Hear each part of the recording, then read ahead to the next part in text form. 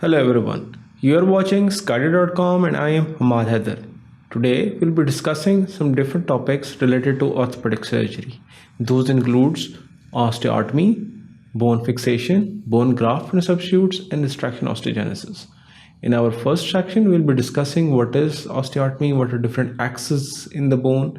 As you know, orthopedic surgery is more of a geometrical correction of the limbs, and sometimes we have to go for certain osteotomies so that deformity correction can be easily done. Then we'll be going through the bone fixations. What are the different types of methods by which we can fix the bone? That is how we can do the osteosynthesis, which includes internal fixation by use of plates and screws. Especially we'll be discussing the mechanism of lag screw and what is a dynamic compression plate, what is a bridge plate, and what is a neutralization plate, and all those.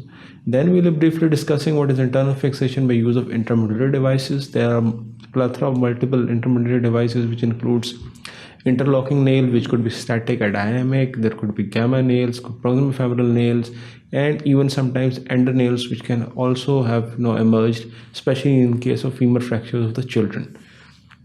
In the second section, we're briefly going through as well the external fixation. Although it's now internal fixation is more preferred, but in certain situations when there is especially open fractures and a lot of contaminated tissues there and there's not appropriate bone coverage is possible, then we may have to resort to certain other devices, which is like external fixator, which could be straight linear external fixator, which are two plane, or it could be multi-plane external fixator in form of Elizarov.